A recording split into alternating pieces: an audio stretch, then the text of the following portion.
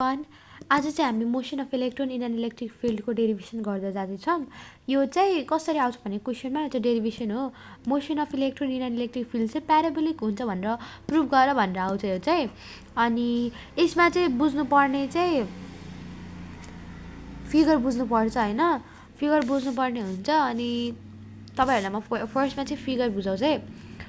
के हुन्छ भन्दाखेरि चाहिँ हामीले चाहिँ यसमा के गर्नुपर्ने भने इलेक्ट्रोनलाई चाहिँ इलेक्ट्रिक फिल्डमा घुमाउनु, मतलब इलेक्ट्रिक फिल्डमा छोड्नुपर्ने हो के। जस्तै यो भयो यस्तो यसको पोजिटिभ प्लेट, यो भयो यसको नेगेटिभ प्लेट, यहाँ एउटा इलेक्ट्रोन छ होइन, यी चार्ज भएको इलेक्ट्रोन छ। अनि हेर्नुहोस् यहाँ नेगेटिभ प्लेट छ, इलेक्ट्रोनको चार्ज नेगेटिभ हुन्छ भनेपछि अभियसली यो त इलेक्ट्रोन चाहिँ पोजिटिभतिर अट्र्याक्ट हुन्छ नि त। त्यही भएर यसरी यसरी यसरी यसरी जान्छ यो है, इलेक्ट्रोन चाहिँ यसरी जान्छ होइन। बुझ्नु भने कुन भेलोसिटी लिएर भी भेलोसिटी लिएर इलेक्ट्रोन चाहिँ यसरी जान्छ। अनि पछि यो डिस्टेन्सलाई चाहिँ, यो होरिजेन्टल डिस्टेन्सलाई चाहिँ हामीले एक्स भन्छौँ भने यो इलेक्ट्रोनले कति होरिजेन्टल, जस्तै यहाँ बुझ्नु त, यो इलेक्ट्रोनले कति होरिजेन्टल डिस्टेन्स कभर गर्यो, यति होरिजेन्टल डिस्टेन्स कभर गर्यो किन यसलाई चाहिँ एक्स भने। यो इलेक्ट्रोनले चाहिँ कति भर्टिकल डिस्टेन्स कभर गर्यो लाई चाहिँ वाइ भन्छौँ हामीले। अनि यो पुरै दुईवटा प्लेटको बिचमा डिस्टेन्सलाई चाहिँ सानो टी भन्छौँ। यति बुझ्नुपर्ने कुरा छ यहाँनिर होइन, यति बुझ्नु पर्यो। अनि अब आयो अर्को, अब चाहिँ डेरिभेसनतिर लागौँ है। हामीलाई चाहिँ के प्रुभ गर्नु छ भने चाहिँ यो इलेक्ट्रोनको पाथ चाहिँ प्याराबोलिक हुन्छ भनेर प्रुभ गर्नुपर्ने छ होइन। फर्स्टमा चाहिँ के हुनु भने force experienced by electron of charge E inside the electric field of strength ए।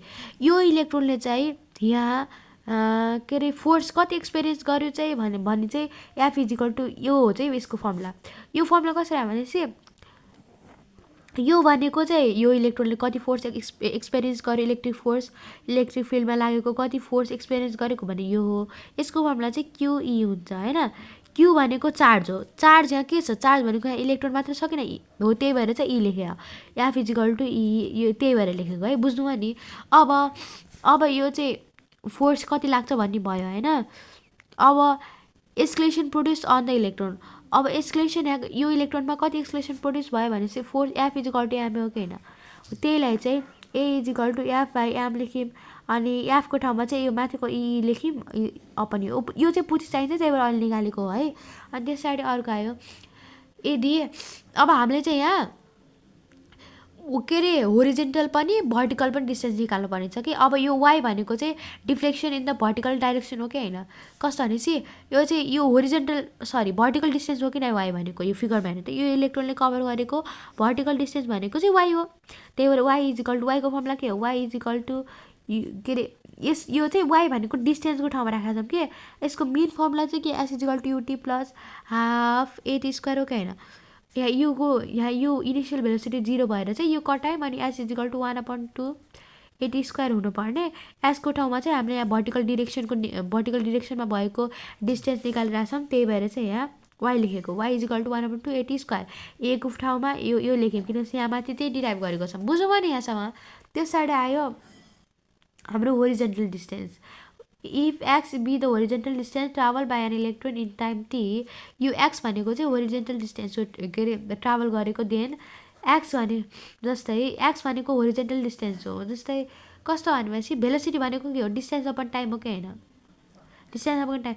यहाँ डिस्टेन्सको ठाउँमा एक्स छ के, V equal to X by T भयो होइन।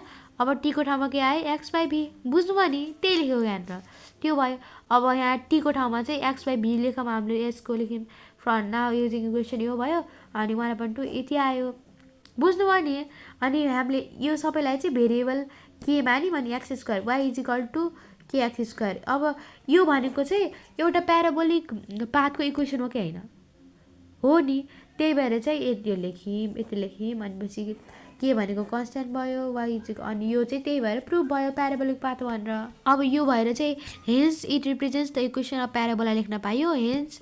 अनि hence the path of an electron in an electric field is parabolic भनेर लेख्न पायो। यति नै हो है यसको डेरिभेसन। यदि कुनै पनि के लाइक डाउट भयो भने सोध्न सक्नुहुन्छ, एकपल्ट फेरि भनिदिन्छु है म, यहाँ केही पनि छैन। फर्स्टमा म यहाँ प्याराबोलिकको भनेर प्रुभ गर्ने भनेको छ, यहाँबाट यो फिगर बुझाउँछु है। यो इलेक्ट्रोन चाहिँ यसरी जान्छ, यो चाहिँ होरिजेन्टल के अरे भर्टिकल डिस्टेन्स वाइ हुन्छ इलेक्ट्रोनले ट्राभल गरेको, यो चाहिँ होरिजेन्टल डिस्टेन्स हुन्छ एक्स हुन्छ। पछि इलेक्ट्रोन चाहिँ अब नेगेटिभ चार्ज हो नि त, त्यही भएर पोजिटिभतिर जान खोजेको हुन्छ, यो चाहिँ डिस्टेन्स डी हुन्छ दुईवटा मेटल प्लेटको बिचमा। अनि फोर्स चाहिँ कति एक्सपिरियन्स गरेको हुन्छ भनेको चाहिँ एफ इजिकल टु क्युई हो फोर्सको फर्मुला। क्यूको ठाउँमा चार्ज, क्यू भनेको चार्ज हो नि त, चार्ज यहाँ के छ इलेक्ट्रोनको मात्र चार्ज, त्यही भएर ई लेख्यौँ। अनि एक्सलेसन कति प्रड्युस हुन्छ भनेको चाहिँ A equal to F equal to एमएबाट ल्यायौँ, अनि एफको ठाउँमा यो लेख्यौँ, त्यति भयो। अनि वाइ भनेको चाहिँ यो फर्मुलाबाट आयो, S equal to 1/2 u to square. अनि पछि हामीले चाहिँ अब भर्टिकल डाइरेक्सनको डिफ्लेक्सन निकालिरहेको छ भने चाहिँ भर्टिकल डाइरेक्सनमा कति त्यो डिस्टेन्समा चाहिँ वाइ छ, त्यही भएर एसको ठाउँमा वाइ लेख्यौँ, वाइ इजिकल टु 1/8 स्क्वायर, एको ठाउँमा लेख्यौँ। अनि फेरि होरिजेन्टल डिस्टेन्स निकाल्ने चाहिँ यसरी निकाल्यौँ, लेख्यौँ भने आयो, यति हो है।